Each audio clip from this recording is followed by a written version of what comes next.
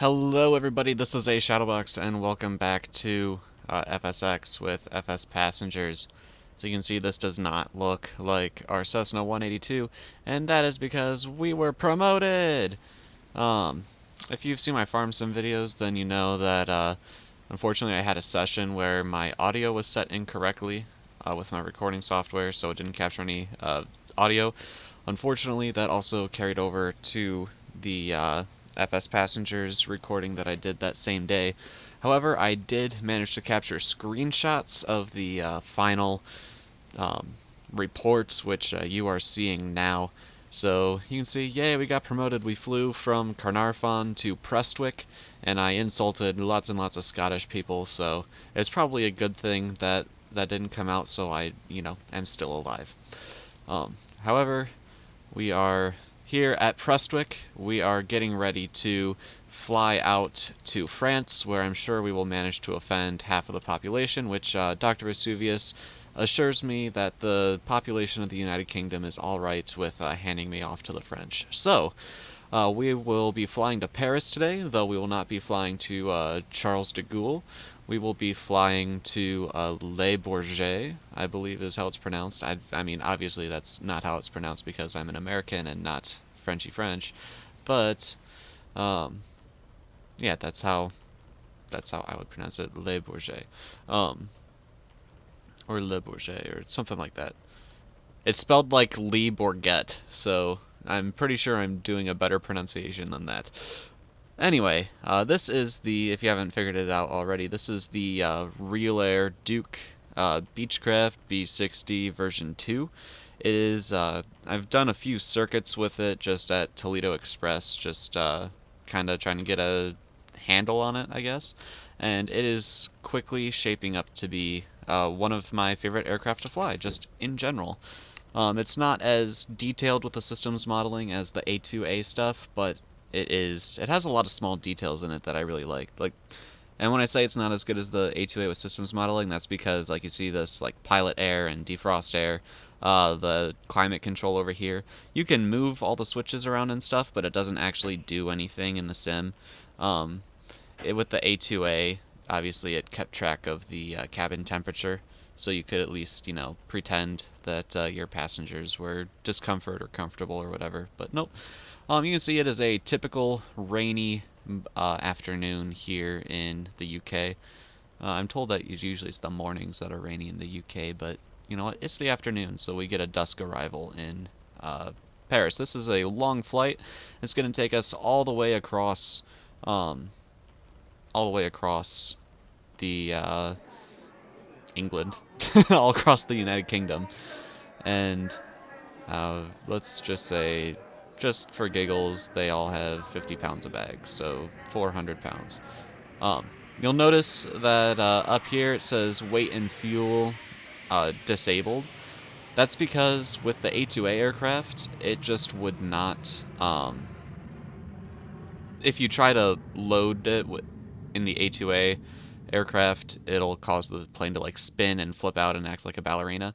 So if you're having that issue, the way you fix it, you go to flight and aircraft setting here, go to weight and fuel disabled here, and that way FSpassengers will only track like the number of people you're flying, how long you're flying, and like how good your touchdown and stuff is. So I decided that this is how I'm going to fly from now on instead of having FSpassengers track everything. It's just going to track my money, my pilot rank, what my passengers are, and that kind of stuff. So I'm not really too worried about payload models as long as the number of passengers is right.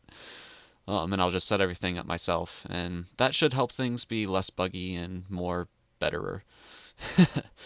Alright, so let's set our destination. It is, I don't remember the iCal code. It is Le Bourget, or Le Bourget, this, LFPB.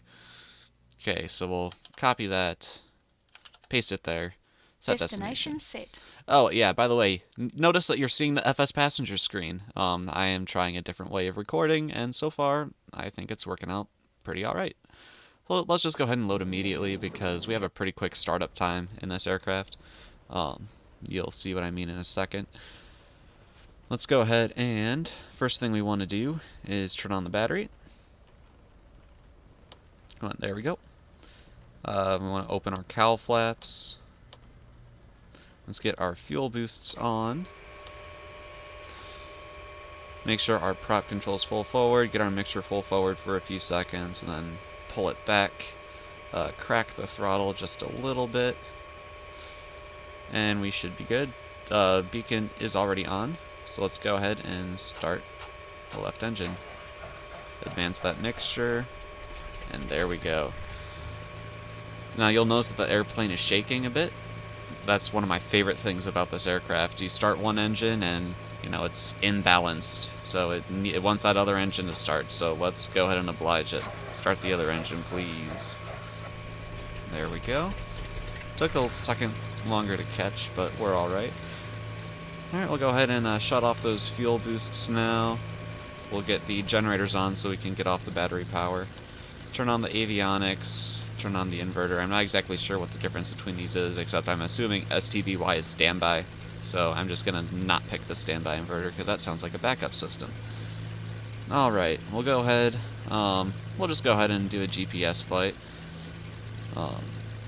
Prop sync is off as it should be, flaps are up. We'll go ahead and set it to auto heat just for the sake of why not. Nav, taxi lights on. Obviously I turned on the avionics but didn't actually turn on the avionics, so we'll go ahead and get all this stuff on. That's the ADF, I don't really use it, but let's turn it on anyway. Let's get our autopilot set up really quick. Turn on the seatbelts before I forget and lose points for it. So, autopilot. We're going to have a cruising altitude of 10,000 feet. And the pressurization in this plane is pretty nice. We're just going to go ahead. Since we're cruising at 10,000 feet, we're going to pressurize for sea level, a little higher than sea level. I think 500 feet is, I think it's like, you know, okay, we'll call it 500 feet. This plane has a pretty good pressure differential. It can be pressurized for sea level while cruising at 10,000 feet or a little above. So we'll just go ahead and give it that little bit of an extra, breathing room, I guess. Alright, FSpassengers will yell at me if I don't use flaps on takeoff. So even though these are technically approach flaps, we'll go ahead and use them as takeoff flaps. I know this is not proper, but it's something that we have to do for FSpassengers, unfortunately. Oh, that's my secret to how I'm recording this. It's in windowed mode, and Bandicam is recording in windowed mode. And you can see my taskbar down there. Ooh, hi, taskbar. Okay. So let's go to the ATC, right. Okay, Prestwick ground. We're going to be departing pretty much south. Let's see, we have a long flight today. It's going to take us probably about 2.5 hours. Oh, what? Airport is currently IFR, request denied. You know what? I do what I want. So, we're going to go anyway. Airport is currently IFR, request denied.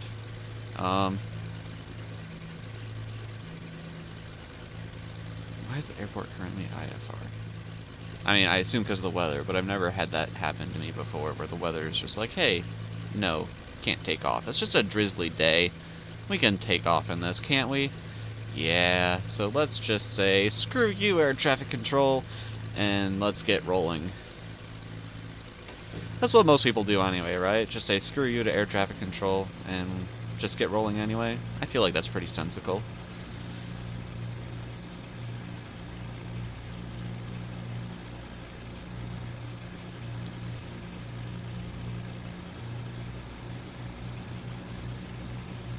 So let's make sure our pressure and stuff is right. That's probably a good thing to do.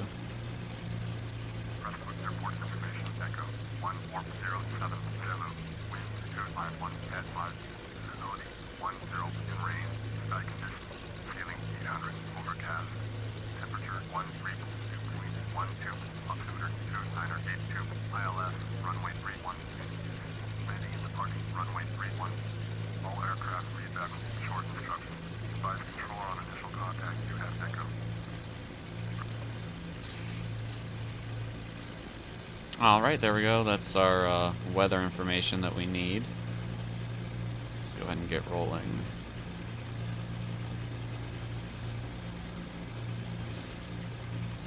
So you might have noticed also in the FSPassengers screen, I've gone ahead and classified this plane as a business class plane because, I mean, come on.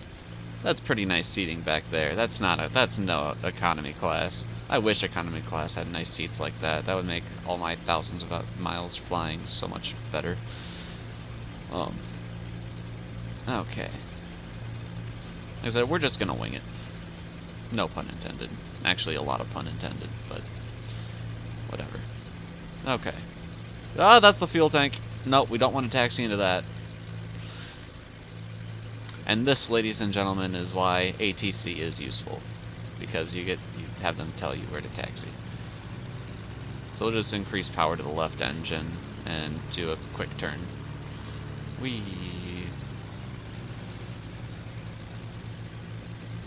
Alright. Though, seriously guys, I absolutely adore this plane. It's amazing.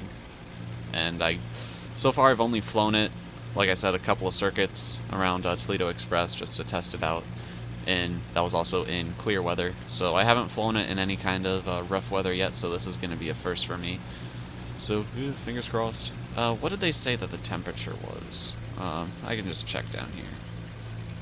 What is it? 56 degrees. We should be okay with without anti-ice for now. Anti-ice? What is that, like? Fake ice or not really ice? Anti-ice. Whatever. Yeah. Should be alright for now. We'll probably have to turn it on once we get higher, especially if there's clouds everywhere. But we'll see how it goes. Alright, we'll go ahead, turn on the flight director, nav hold, vertical speed of, I'll say 1,000 feet per second. We got two engines. We can go double what that 182 did, right? And just look at that indicated airspeed indicator. It can go, you know, nearly twice as fast as our old 182 in a cruise, so it'll be nice. Also, with this airplane, I have had to turn off flying tips with FSX. I mean, everyone knows that they're useless anyway, but I've just always had them on because why not? Evidently, it thinks that the aircraft's like maximum landing gear speed is like, I don't know, 60 knots or something. Because anytime I would come in for approach, it'd be like, you are exceeding your aircraft's your landing gear's maximum speed. Even though I clearly wasn't, because if you look at that chart over there, on the Copilot store, it actually has like the maximum safe operating speeds, and the maximum speed for the landing gear is 174 knots. And I was coming in at approach around 100 to 110 knots, and it was telling me my landing gear was too fast, or was being damaged by excess speeds. Then when I touched down, the left gear collapsed, and yeah, it was not a good time. So I have turned off aircraft damage for now, just so we can actually have a successful flight. Because this plane doesn't have its own built-in failures, at least I'm not aware of any. I might have to look at the documentation again. I will probably go ahead and re-enable the FSPassengers failures. I did disable the FSPassengers failures for when we were using the A2A planes, because obviously A2A has their own failures and damage model and stuff built in. As far as I'm aware, this plane does not, so I will probably be re-enabling those. Also, I figured out what that issue was. If you remember, the 182, for some reason, FSPassengers thought that a failure had occurred during flight, even though it did not. For some reason, the 182 does not like, it does not like being started up with FSPassengers. When you start up the engine on the 182, FSPassengers thinks you've broken the engine. When you start up the avionics, FSPassengers thinks that the avionics has failed. So if you're having that issue, go ahead and get your 182 started up, get everything switched on, get everything ready to taxi, and then set your parking brake and load your FSPassengers. And then that should take care of any failures you have. Any failures you have during the flight will be legitimate failures.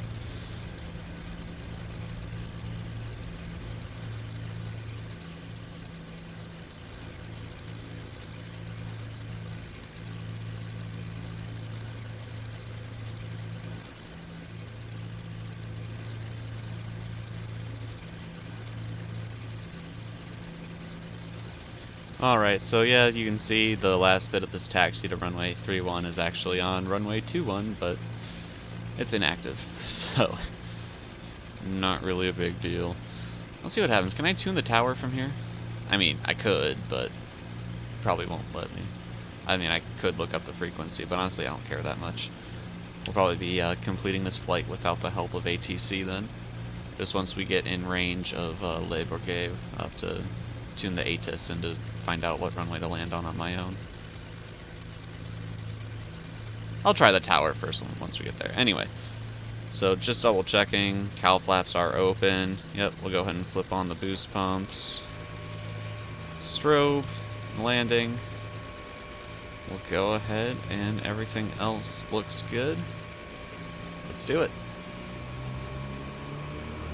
Full power. Maximum power. Okay.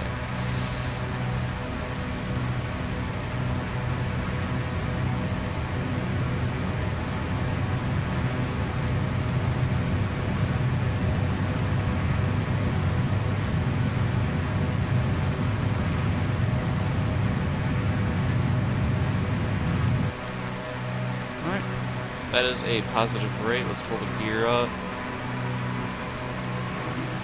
Followed by the flaps because we don't really need them for takeoff anyway. We just had to have them on for FSpassengers' sake.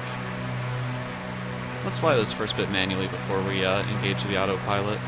Follow the flight director on the attitude indicator there.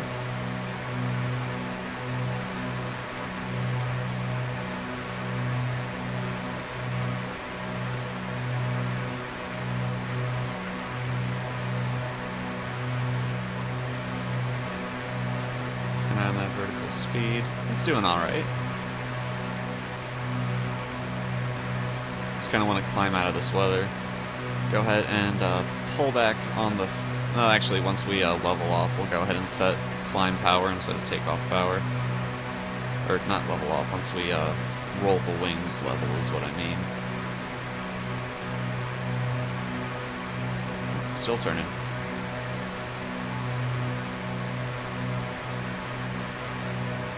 If you don't have this plane and you can afford it, go get this plane. It's like $35 or $40 in that neighborhood. Obviously, US dollars. Worth every penny. Oh my goodness. Like, I am going to fly this plane even after we can get better ones. We're gonna break this plane out from time to time, for sure. Okay, we'll go ahead and pull our power back a little bit. Go ahead and get the cowl flaps down to half instead of just open. Come on. Fuel pumps can come off. Everything's looking good. Prop sync can come on. Once we break out of this weather, we'll hand control over to the autopilot. Beautiful, beautiful plane. I love the rain effects on the windows. Wow.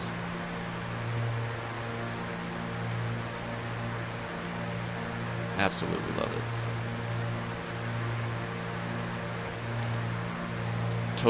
I totally bought this plane at the request of Frugal Sim, so thank you, Frugal, for your recommendation.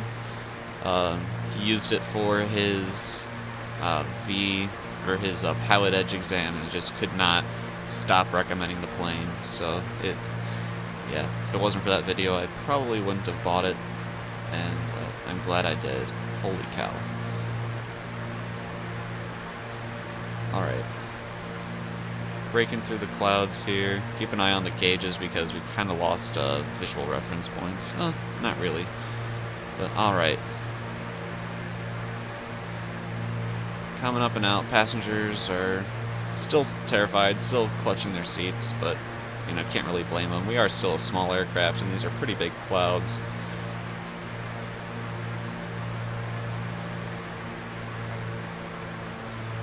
Pull the prop pitch back a bit to about 27.5. What's that at? 27.93. A little bit more. What about 27.50? 27.73. Yeah, good enough. There we go. Passengers are doing all right. I'll take that as an indication we've broken out of the weather. Hand control over to the autopilot.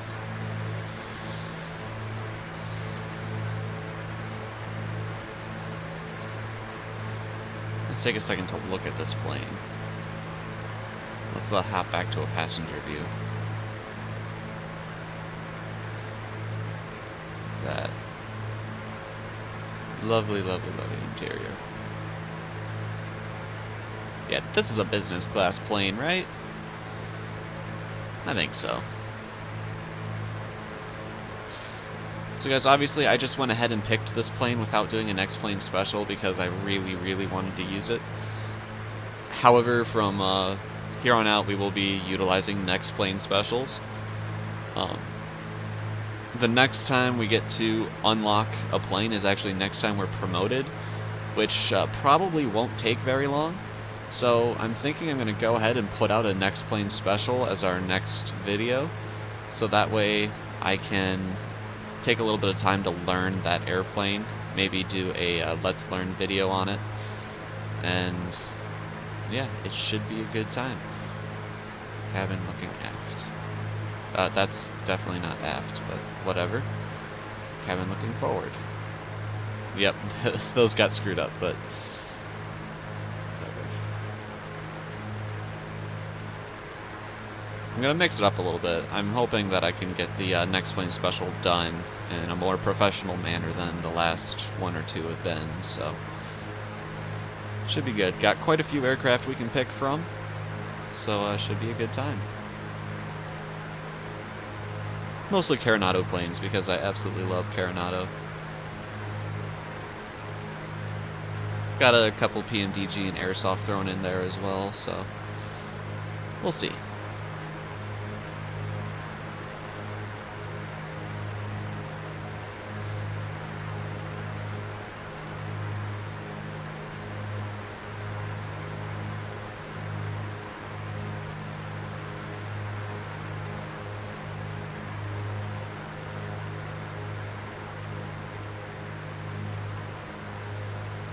Alright guys, well I think I'm going to go ahead and pause the footage here, and I will bring you guys back when we are getting ready to, you know, land, or if something interesting happens along the way. So yeah, I will see you guys in a moment.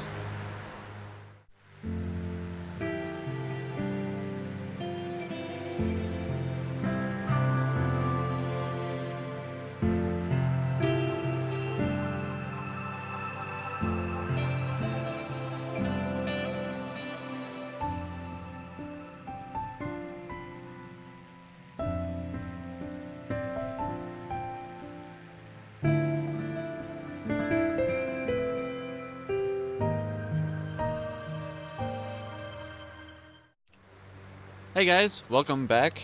And just in case you couldn't tell, you know, by the giant Garmin GPS in the middle of the screen, we're about, you know, 55 miles away from the airport, and we're still at 10,000 feet. So we're gonna go ahead and flip the seatbelt sign off, or on rather, and see what kind of trouble we can get in. Well, hopefully we won't get into any trouble, because getting into trouble in a plane is usually bad.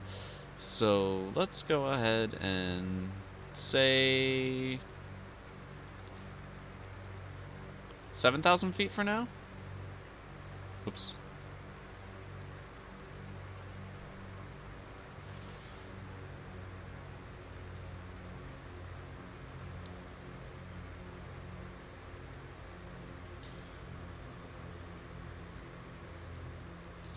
So yep, we have crossed the English Channel just a little bit ago. Wonder if we can see it from.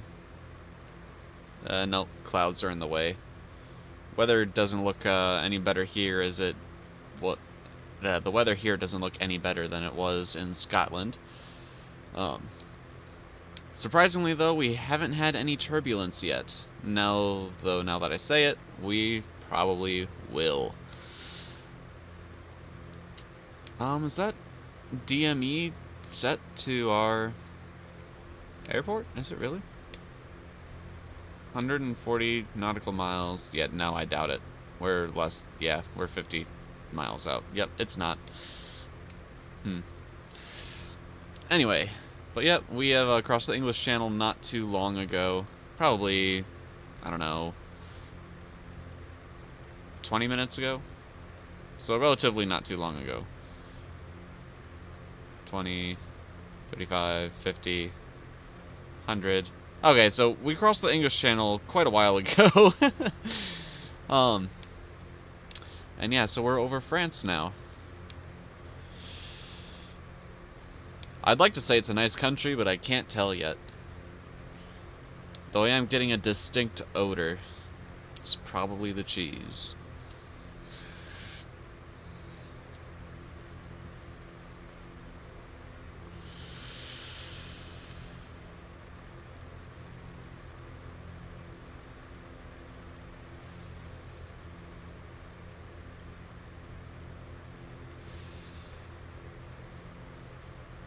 Let's see how many French people I can offend. We should just make that a theme of this entire series. Let's have an American fly around Europe and see how many people he can offend.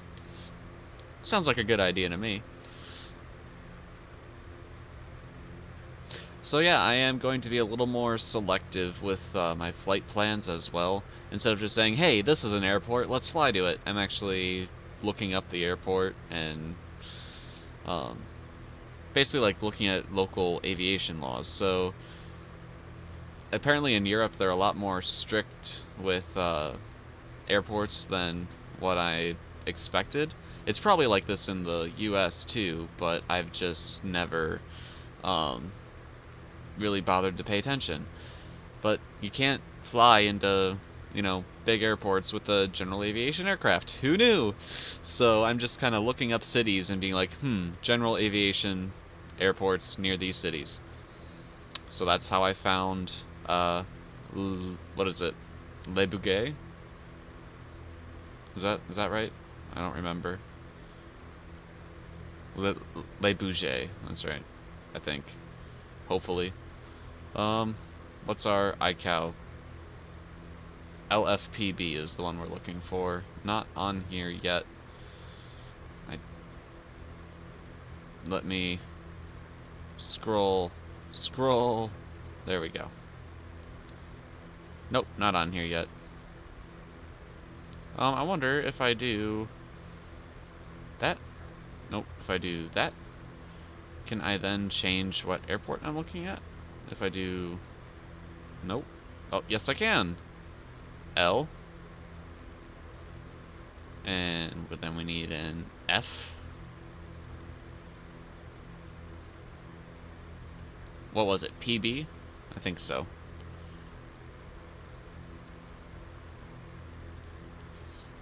Yep. Le Bourget. Okay. And enter. Let's try to move to the next thing. Yep. Can I... No! Nope. That's not what... Dang it. That's not what I wanted to do. Go back. Nope. Go... How do I... No, I've screwed it up. Oh, Le Bourget. Okay, cool. I'm okay with that. Enter. Okay. So, nope, back. Next page. ILS. Let's see. Probably gonna end up being runway 7. Ah, crap. Oh, wait, no, that is runway 7 right there. In theory, that's what we should be landing on. 120.00 is the ATIS. Let's see if we can tune that.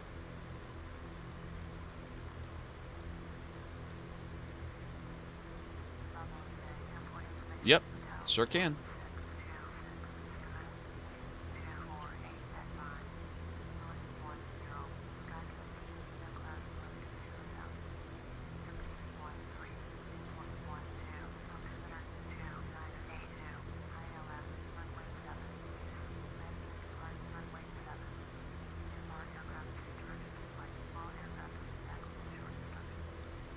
Yep, so I was right. We are going to be using runway 7.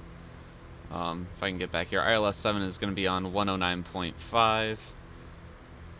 Go ahead and get that into our radios.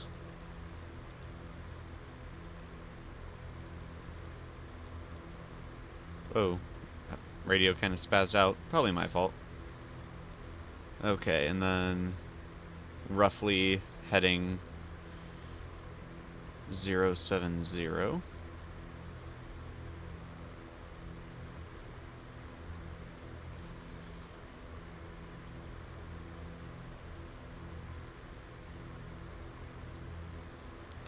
Okay, and also here,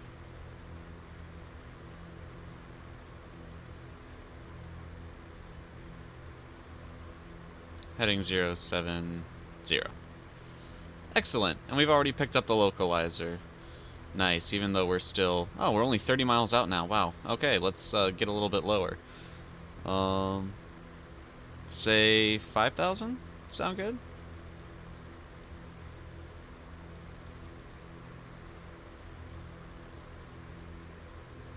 And we'll get our landing lights back on. Actually, our landing lights are probably on the landing gear, so let's leave them off. Cowl flaps are closed. Prop sync is still on. What are we doing here? Doing alright. Everything's looking good. What's our temperature at? Are we above freezing? We are, but I'm going to leave the de-icing on for now. Because we're near enough to freezing and there's very, very obviously moisture around, so we'll just leave the de-icing on for now.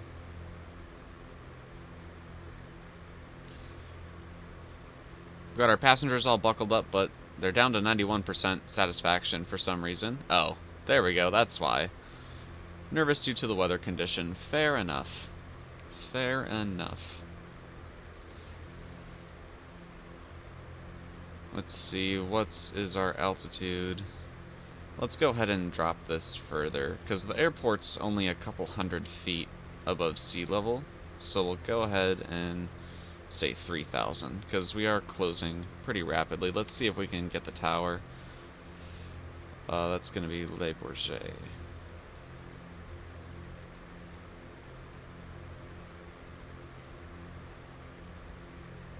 Here we go, our DME's all proper now.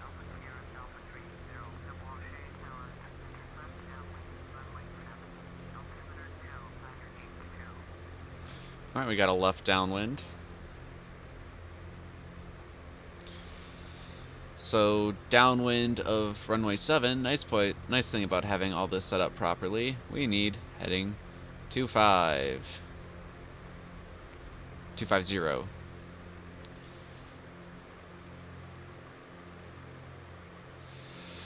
There we go. Once we get a little bit closer, say, I don't know, 10 miles, we'll go ahead and fly a downwind. Because with these weather conditions, I want to leave myself kind of a long approach. Plenty of room for error.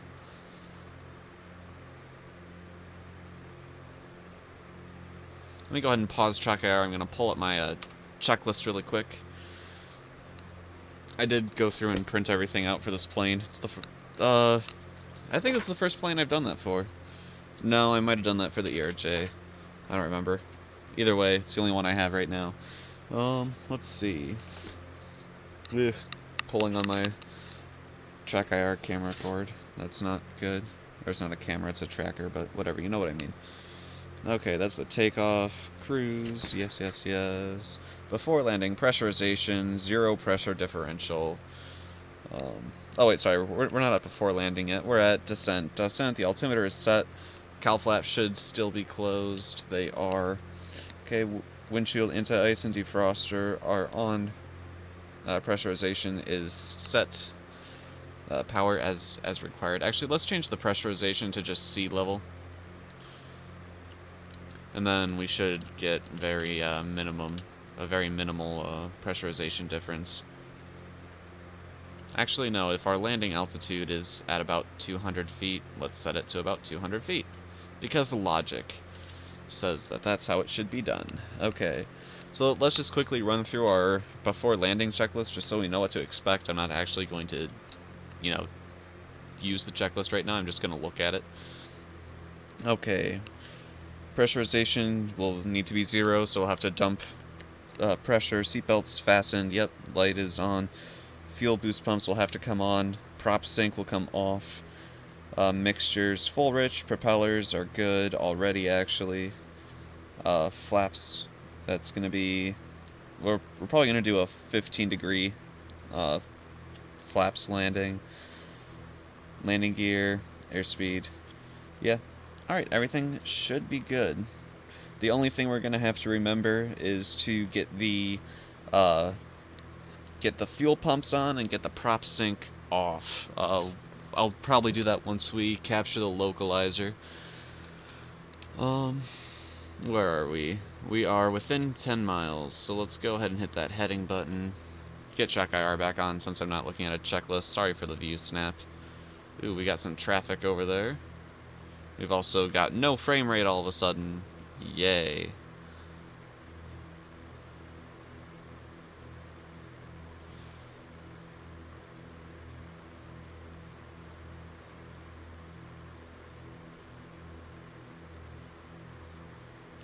Where are we at? 3,000 feet? Let's bring it down to 2,500.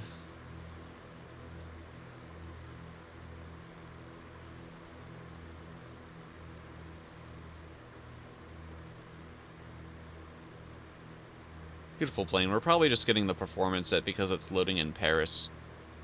Yeah, we're back to normal now. Cool.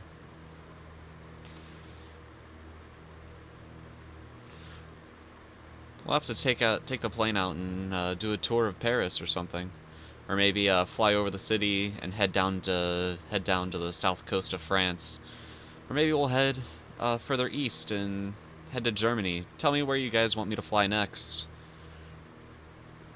and we'll see how everything goes.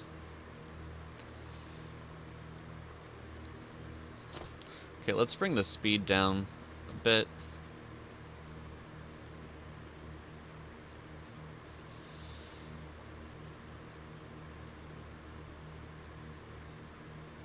Okay, so that's actually our runway right there.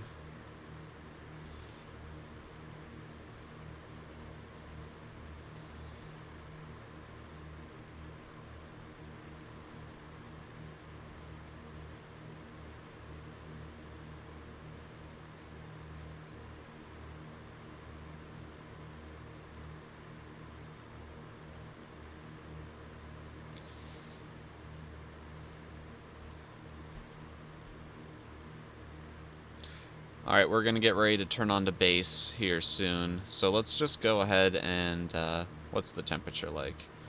9 degrees? Almost 50 degrees Fahrenheit. We'll go ahead and take the anti-ice off. This is probably a major mistake, but whatever. Okay, so fuel pump's coming on. Prop sync can come off.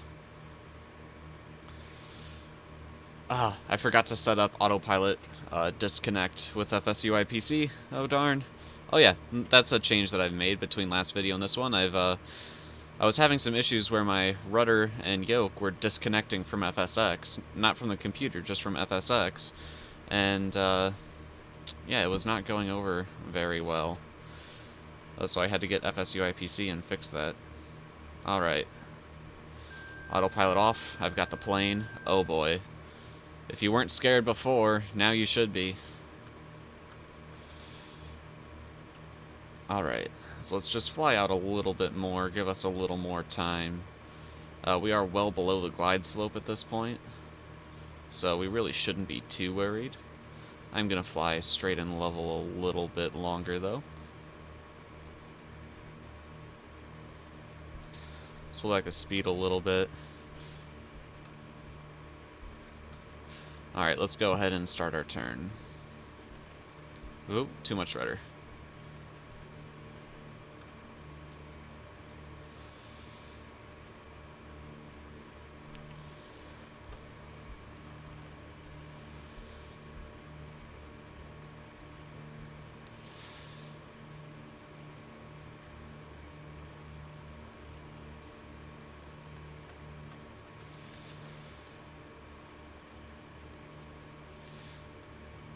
Alright, so we want to head at about 16 degrees now. or 16 degrees, now 160 degrees, until we start to capture the localizer. Starting to gain some altitude, so let's trim down a little bit. I set flaps 15, didn't I? I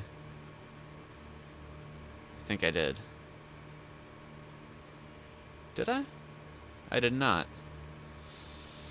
Well, let's go ahead and set flaps 15.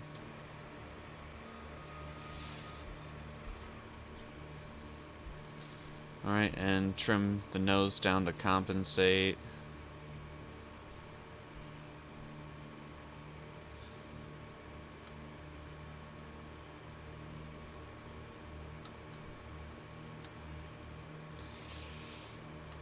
We are flying not perpendicular now. Do we have any kind of visual on the airport? We do not. So we're going to be flying instruments pretty much all the way in. I know I am relying way too much on the GPS right now, but... Oh yeah, I forgot. That's why I'm having trouble seeing it, because what you do on the 2D does not affect the virtual cockpit. Okay. That would be nice if there was a clearing, like, right over the airport. That would be really nice. Let's try to drop a couple 100 feet before we start to intercept the localizer. I'm just kind of nervous rambling at this point.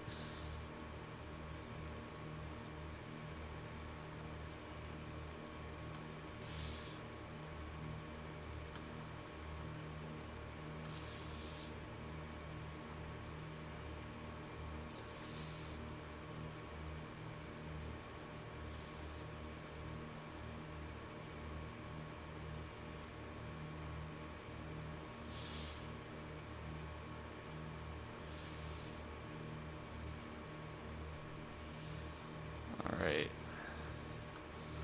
Localizer's not coming alive yet. Oh, is it starting to move? Yeah, it's definitely starting to move. And we're getting closer to the glide slope too.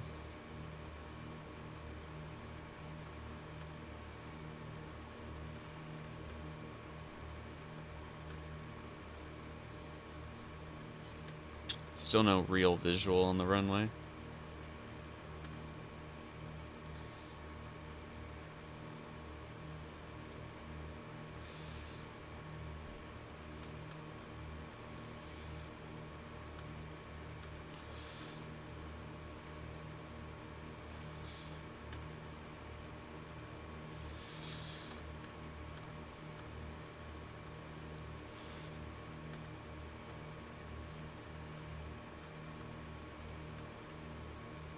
Come on, radials, move. Please.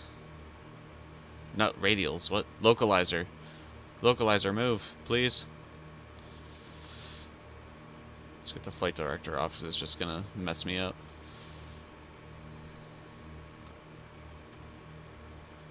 Oh, there's the localizer, moving. Right as I decide to mess with buttons, the localizer's like, hey, I'm here. And then the glide slope's like, hey, you passed me, too. This is why I give myself time to correct.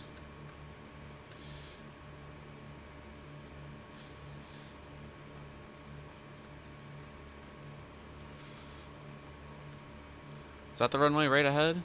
Must be.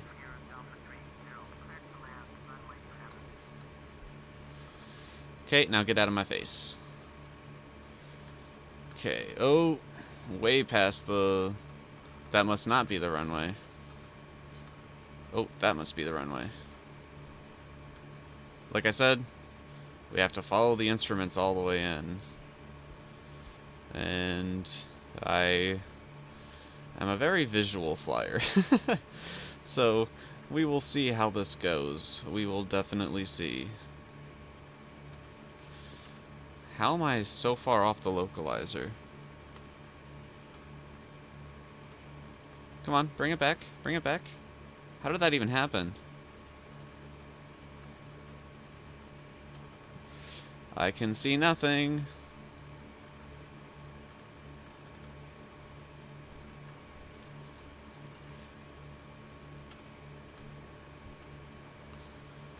on.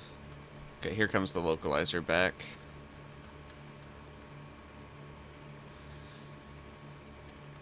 If nothing else, this is definitely trial by fire here. Still can't believe we don't have any kind of visual whatsoever. Oh, there it is. I have visual. Wow.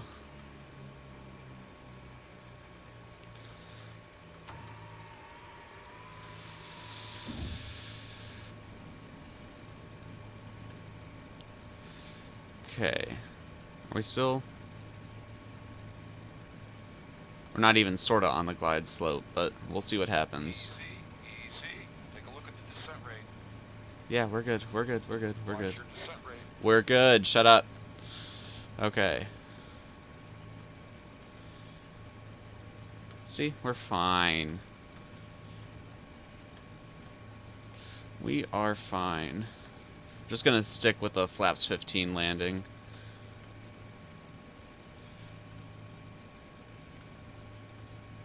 More power, more power, more power.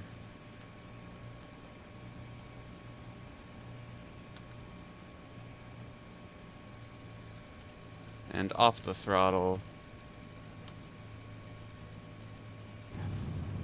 What? See? This is what I mean. Watch, and now I guarantee that the gear is just gonna pop back up. And be like, hey, guess what? I'm actually okay. Watch. Watch, watch, watch, watch, watch. And... bish bash bosh. We're okay. I don't know why that happens. But it happens. So, let's just roll with it. Because that was not a hard landing, right?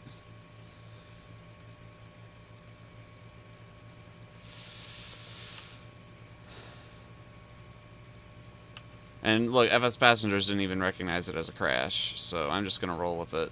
Alpha Sierra, Delta 30, taxi to general aviation parking via taxiway Romeo 1, Romeo Alpha, Charlie 2, Victor 2, Whiskey 1. Oh, wow. It's that left gear leg is just like, you know what? I really decided I'd rather, you know, just take a nap instead of be a landing gear leg.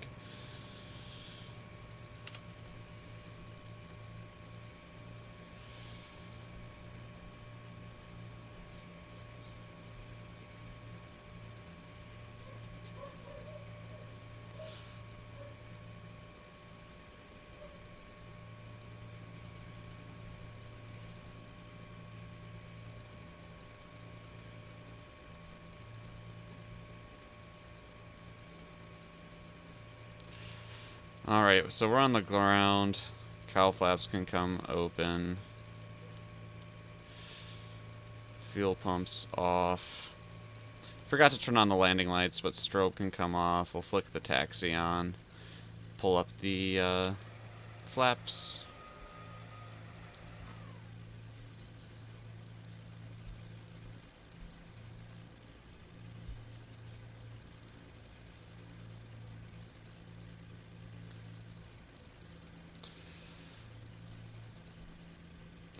That was a good landing. I don't get why the landing gear is just being derpy. Oh well. As the French would say, c'est la vie.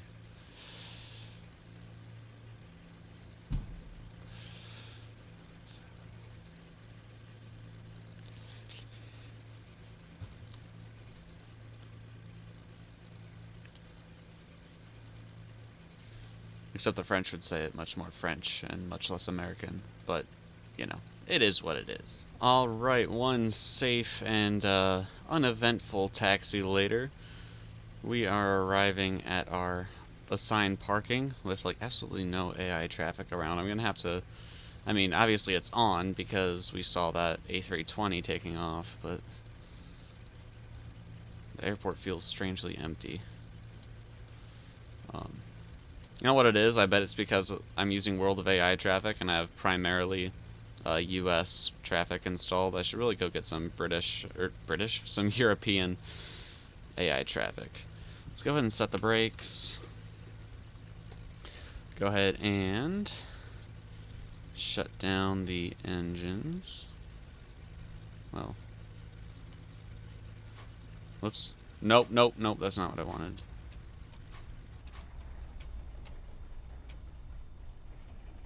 Switch off avionics.